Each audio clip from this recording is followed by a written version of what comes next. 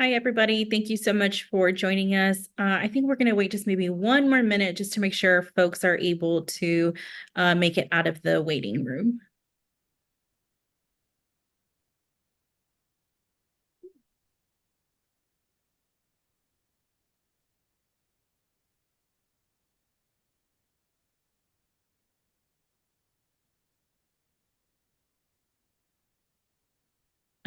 Adrian, Hillary, since y'all are on camera, can you give me a thumbs up just to make sure that y'all can hear me pretty well? Okay, awesome.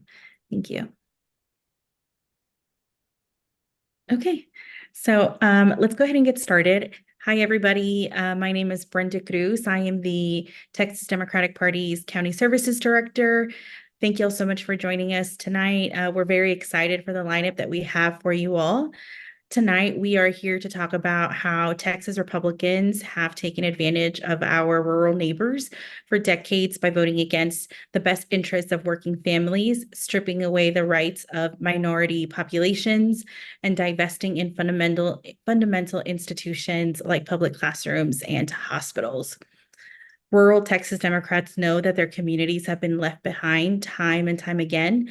And that's why we're coordinating with Texans everywhere to uplift their voices and elect leaders that will show up for their communities and not leave them behind.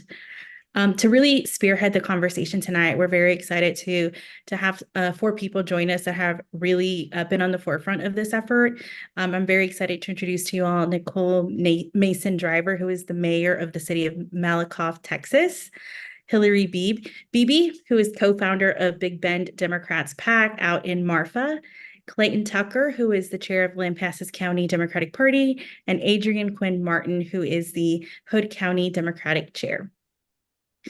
So thank you all so much for joining us. I'm really excited to dig into this conversation with all of our guests. And we're going to go ahead and get started. And we're going to start with Mayor Driver. Mayor Driver, I'm really excited to hear from you. My friend Hunter Evans heard you speak over the weekend at the East Texas Summit, and he really, really enjoyed your speech. So I'm very excited about you participating in the conversation tonight. So my first question is for you. You hold a historic position as the very first Black Texan elected as mayor of Malakoff, Texas. This is a huge milestone, and we definitely congratulate you on your success. Can you tell us what inspired you to run for the office of mayor? Thank you so much. I want to say thank you for having me. I'm so super excited to be here tonight. What inspired me to run for mayor is that my mom has an LVAD. And during the freezing storm that we had, what's that, freezing Armageddon as they called it, um, it was emergency management was not there to tell the residents of where to go and what to do, and she ended up with kidney failure. And so I desired to run for mayor just to have our residents have transparency about what's going on, especially with emergency management. Um, oh my goodness, the roads, and just understanding our city ordinance and bylaws. There's a lack of communication within the government and our residents, and I definitely want to make it better for everyone. Thank you for that. I can definitely relate to what you're saying, and I think we can all say that we're very grateful that people like you are stepping up to really lead their communities during these important times. My next question is to Clayton, who's our chair in Lampasas. Clayton, you have the esteemed role of being county chair for the Lampasas Democratic Party. As a longtime champion of public education, can you explain how the passage of private school vouchers will impact rural public classrooms? Sure. So I like to think of the quote from FDR, who was a Democratic president way back in the day, for folks unfamiliar.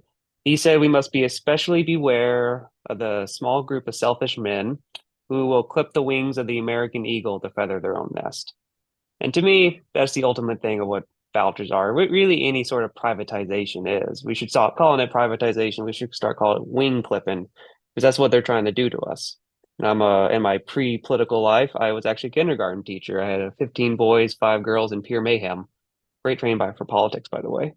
And I mean, I kind of think of what would happen to a lot of those kids, not just the kids in that classroom, but kids everywhere. I mean, in rural areas, it's the public school or it's no school, essentially. So we have to really, and right now, thankfully, the Democrats are the ones who are fighting against this. We are the party that's standing up against these these wing clippers who are just wanting to make sure that all of us stay grounded for the rest of our lives.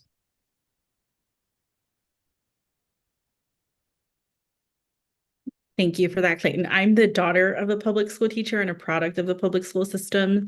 So this definitely is an issue that I think, hits close to home very much for me too.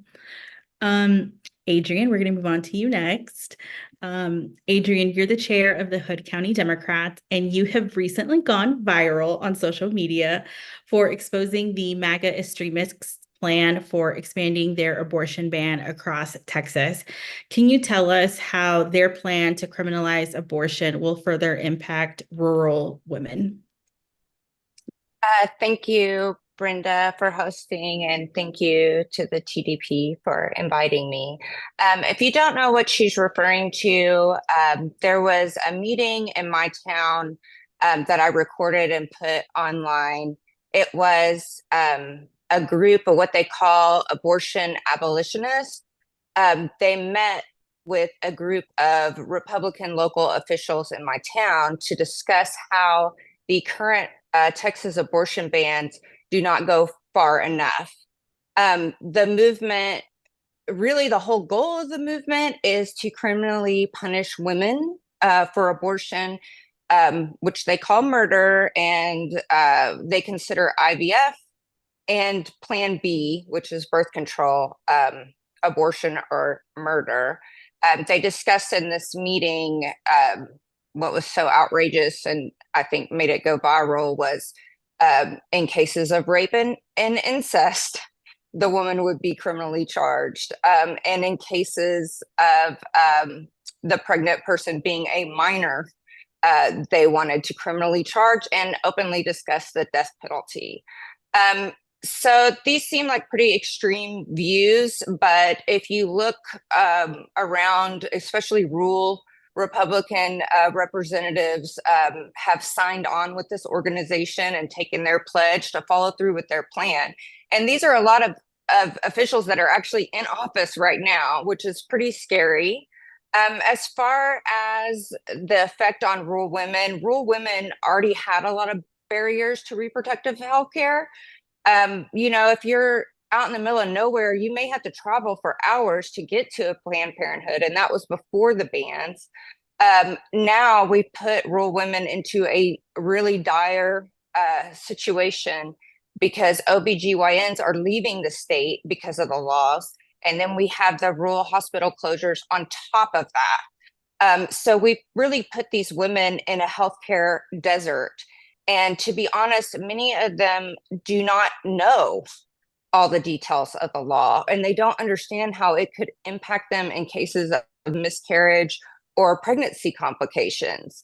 And rural women many times don't have the means to travel out of state, and they don't have the information on what resources they do have and what organizations could help them.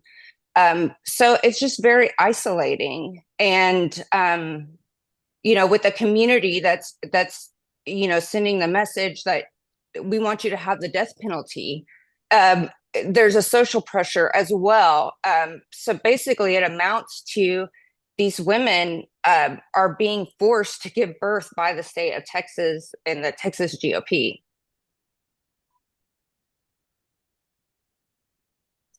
I do think it's really important for us to also highlight, right? Like you were there, you saw it, and you were able to record it and really put like a huge spotlight on it here in Texas. And I think that's something that I really do want to commend you for, because I can't imagine how difficult it must have been for you to have been in that room and to hear all that. Let's see. Hillary, I'm going to move on to you next. For decades now, Texas has been ground zero for right-wing extremist movement and their policies. What's one thing that you would tell rural voters about this growing coalition in the Republican Party? Hi, Brenda, and thank you guys. Thank you to everyone for including me on the conversation. It really is an honor. There's so many important voices in rural Texas on Democratic issues, and just to be able to talk to you tonight is a real honor. So thank you for that. In terms of your question, I think that extremist Republicans are doing a fantastic job of telling the state exactly how extreme they are. And so I think, I mean, I really found that story that Adrian said, described compelling.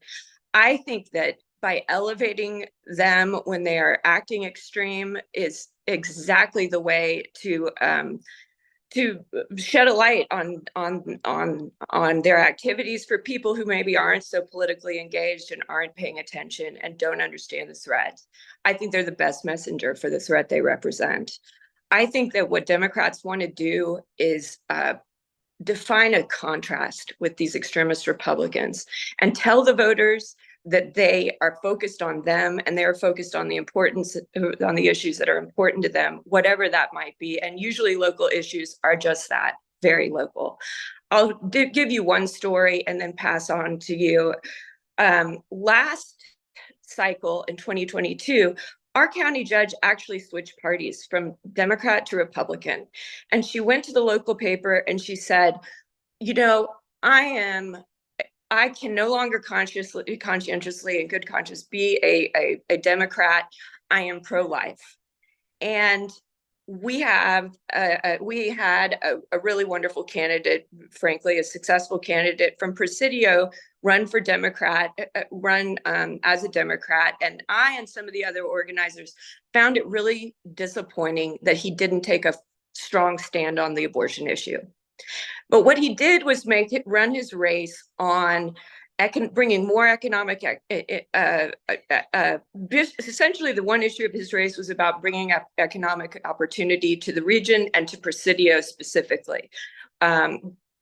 I think in hindsight that he correctly identified that his community was 90% Catholic and that by nationalizing the issue, talking about abortion, it might not necessarily have cut his way. And so what he did was telegraph to the voters that she's auditioning for Fox News. She's an extremist. She holds an unpopular opinion. And I am actually, rather than duking it out with you, I'm thinking about ways to make your lives better. And he won in a landslide. And I'm just sharing that story. I know that is not everybody's truth, but as an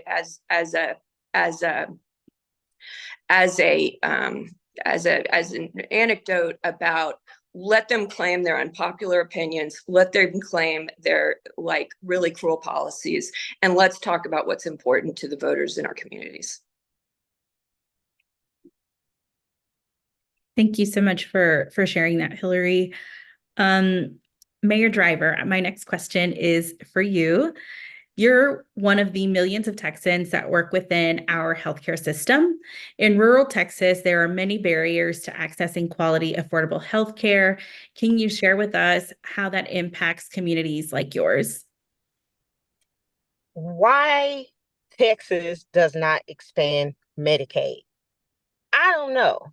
I'm telling you, I've seen it from personal experience how it is so important to expand Medicaid in Texas. Right now, especially our seniors right now, they are having to pay so much money into premiums and co-pays for their prescriptions. It's ridiculous. I'm a pharmacy technician. I've been a pharmacy technician in the field since 1998. So I was there when Medicare Part D was established. I believe, if I can remember, it was 2006.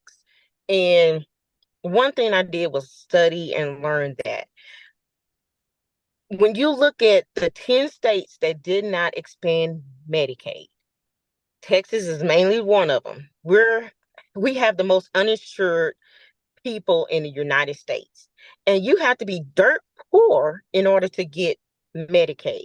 Now let's talk about our seniors. Our seniors have to pay, I've seen $495 for a life-saving medication, Eliquis, to prevent you from having blood clots. Why do they have to pay that?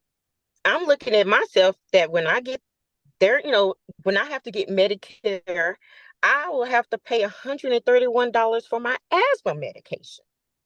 What sense does that make? Why does not Abbott expand Medicaid? What is the issue? We're missing out on so much money in federal funds that could help our residents in Texas and in the hospitals here. We have so many hospitals closing because we don't have the doctors. We don't have the funding to keep great doctors in the hospitals and clinics. So most of the patients, even including me, if I need special care, I have to go away to Dallas or Tyler instead of Athens, Texas, which is only 10 miles from me. What sense does that make? Hi, for someone who is our governor in a wheelchair, you would think that he would care so much for our people to say, hey, I see your struggles. Let me go ahead and expand Medicaid because I, I, I just don't understand what's his problem. But I've seen so many people have to choose between paying a light bill, getting some food, or getting a prescription, paying for the prescription for Coumadin. It's ridiculous. And compared to a state that expanded Medicaid, their premiums, even for our insurance, they're paying so much cheaper. We're not focused on our health here in Texas because we have to worry about our bills. We need to expand Medicaid. We definitely need to expand Medicaid. So that's going to be my next fight, to go and see what we can do to get that expanded.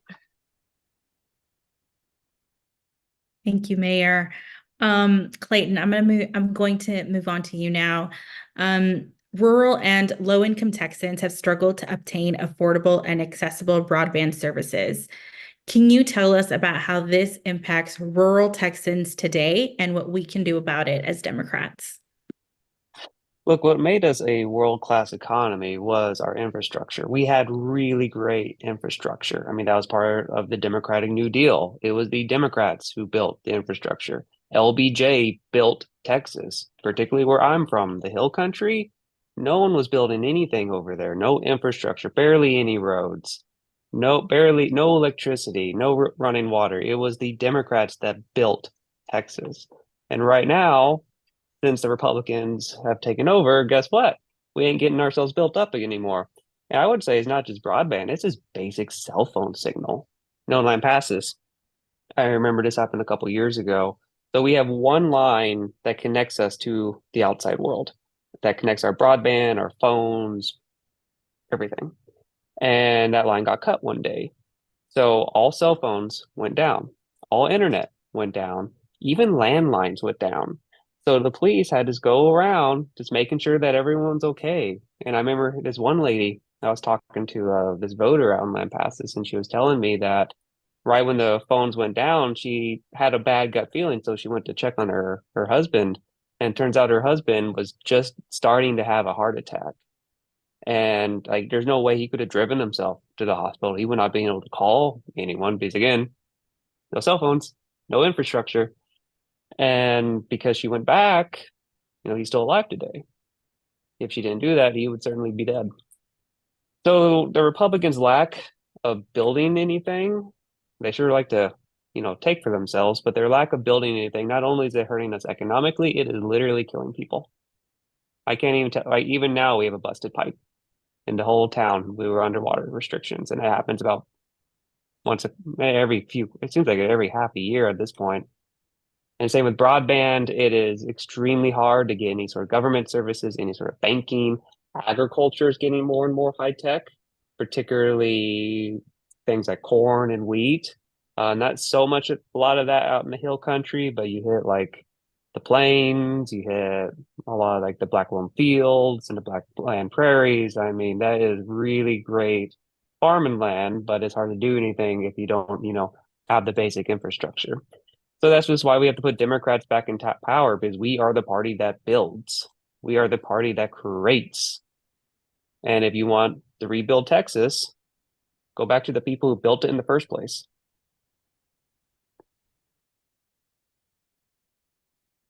Thank you so much for that, Clayton. Adrian, you're known in your community for standing up to an extreme school board when they try to ban books in local schools. We want to thank you for your activism, and can you please share with us more about that experience and why you decided to speak up against the book ban? Thank you, Brenda. I think if I wanted to really tell you about the experience, we'd have to have a whole nother Zoom, because this has been going on for 2 years and we're still having ramifications from it now. My son, a couple weeks ago, I had to take him to the county library to get, he wanted to check out To Kill a Mockingbird. I said, don't they have that at your school? He said, no, they only have baby books. He's an 8th grader, but that's because they removed all the books that were, could be classified as above grade level.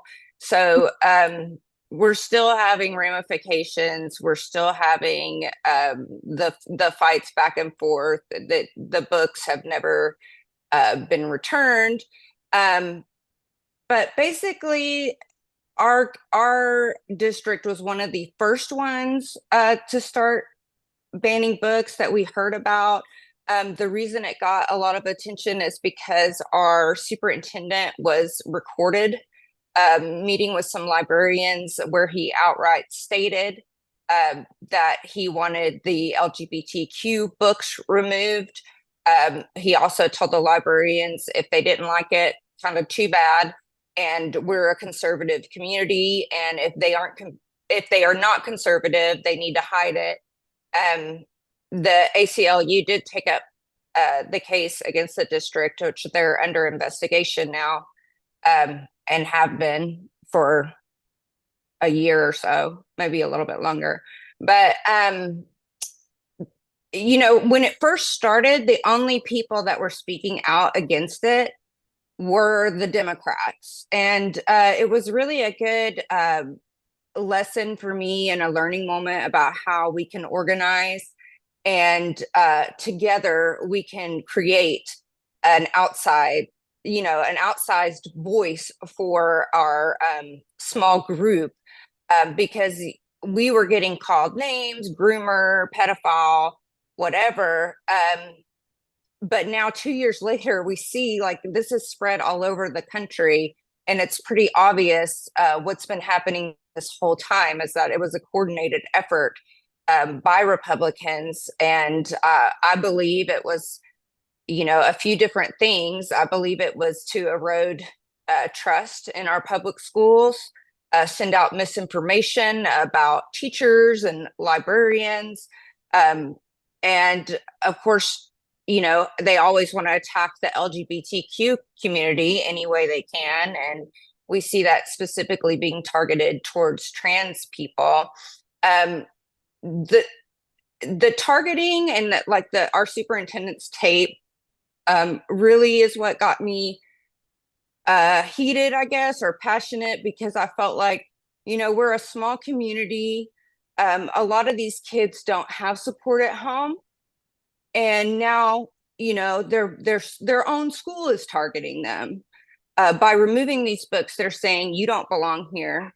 We can't talk about you. And we're just going to hide that part of you away. And I couldn't stand for that. I couldn't stand for these kids to feel like they were alone. And the Hood County Democrats stood with me in that, speaking out against this. But I do believe it was a coordinated effort. I believe it was to erode trust in our schools, attack LGBTQ community, and then, of course, the big goal is vouchers and to inject Christian nationalism into the public schools.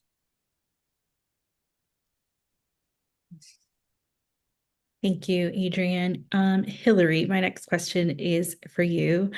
I'm really excited to speak with you about your PAC, Big Bend Democrats. I've actually been working closely with Ramon, who is your county chair in Presidio. I'm excited to hear about all the work that you are doing this cycle. The region is full of remote communities that are often overlooked by Republican-led government.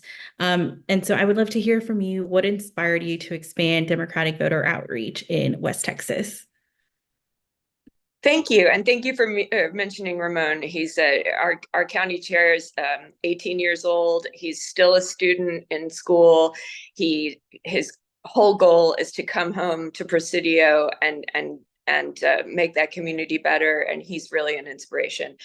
I'll tell you, there's one specific story I can point to for what inspired us to start our PAC. And that is that last cycle, all of a sudden, all of the Republican candidates had these giant yard signs, and we were walking our dog and we went up and read it, and it said all of them were bought by the same Republican PAC, Project Red Texas.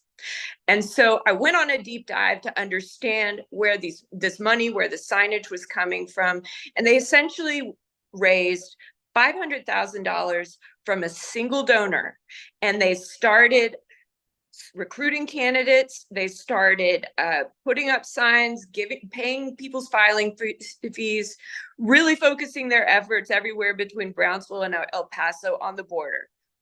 Small subtext to it, I think that's a little bit of a positive sign because they know they're losing the cities in Texas, and so they've come down to the border to try to compensate for all the ground they're losing every place else. But I'll say in our county has stayed reliably blue. I think that the outside money and interests only inspired people to go out and vote for their Democratic candidates. But our neighbors in Jeff Davis County, two really wonderful Democratic county commissioner incumbents lost. They were dedicated public servants. They would go to Alpine, excuse me, they would go to Austin on their own dime to advocate for their community. And they were replaced with MAGA Republicans that wouldn't even show up to vote on a budget for the county so that their county employees could get paid.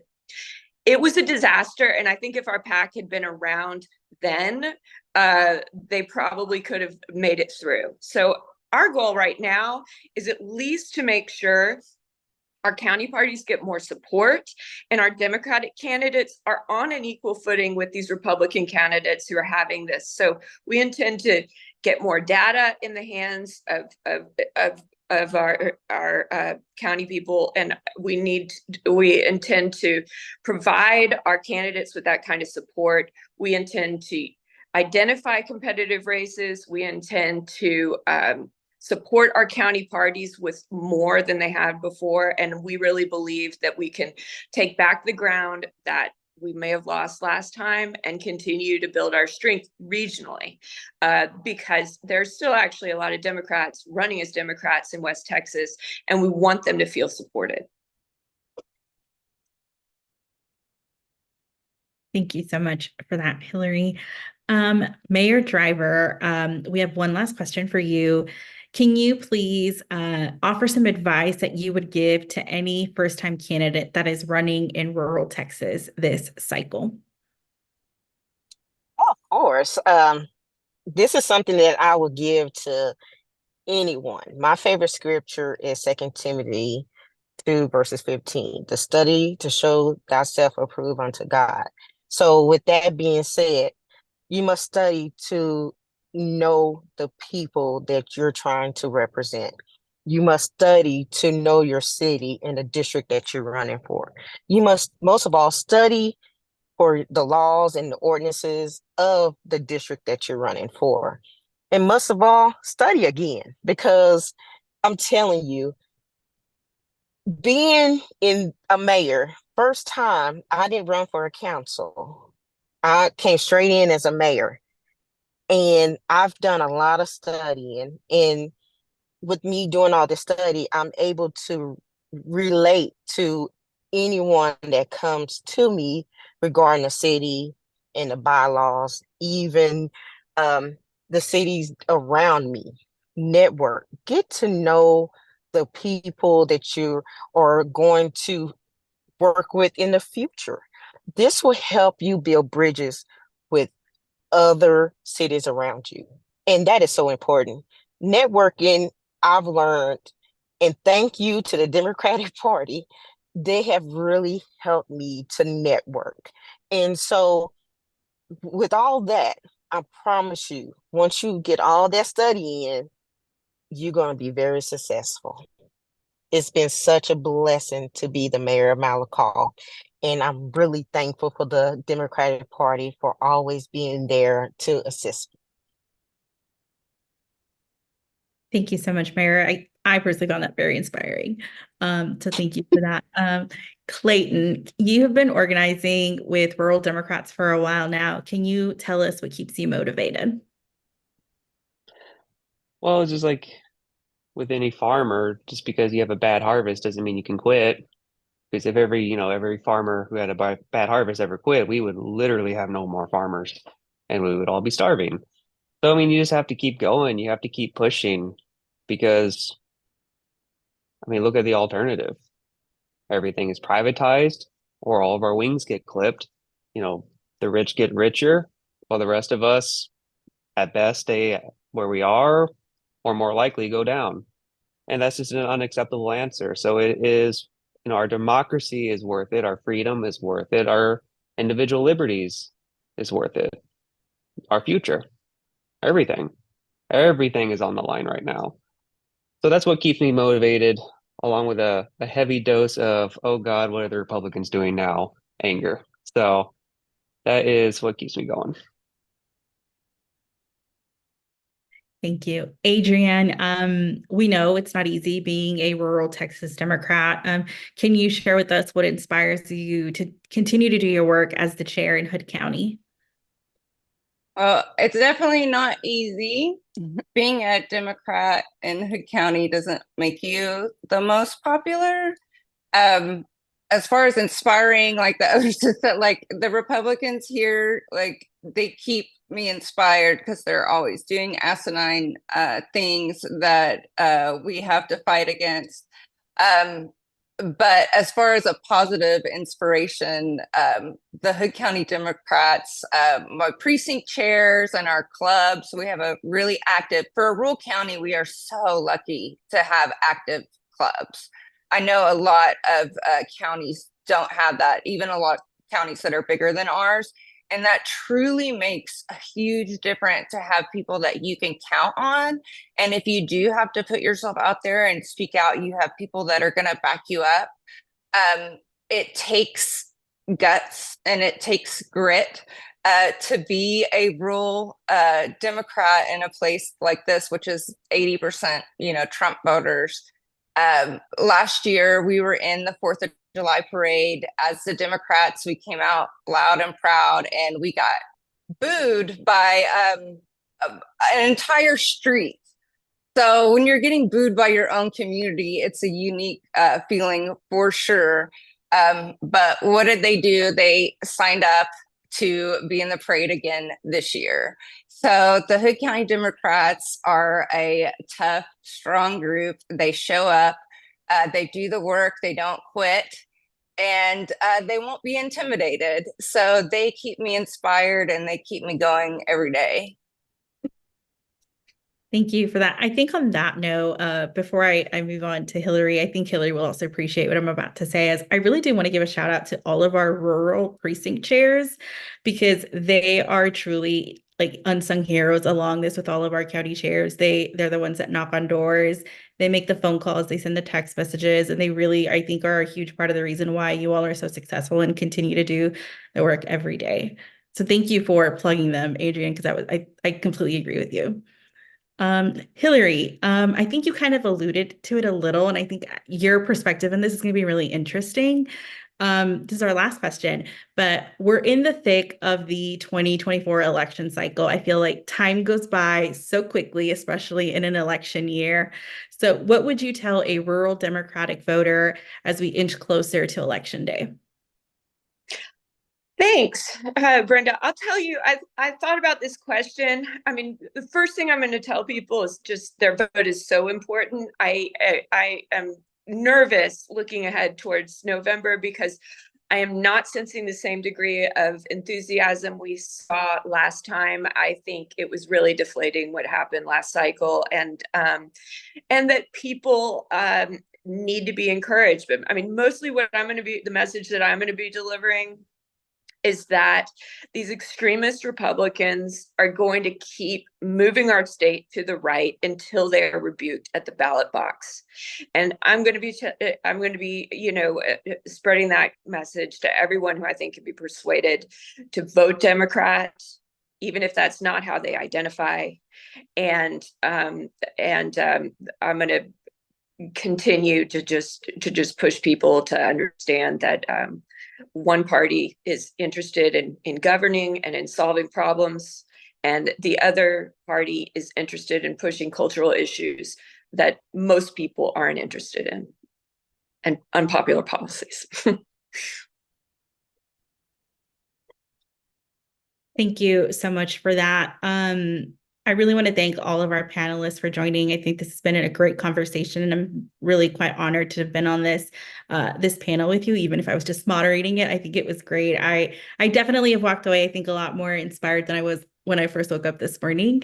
But I do want to ask if either of you have any, last words of wisdom before we close up for the night. Keep fighting. Keep fighting the Democratic fight. Don't let no one deter you for doing the right decisions. And get involved in your community. The thing is that everyone is not they're getting the wrong information. Be informative. Get out there and speak to people and let them know the reason why you need to vote Democrat. People don't know a lot of things that goes on because they're watching CNN or Fox 4 News, which is providing false information. But if you go directly to them and tell them why you should vote Democrat, trust me, you got them.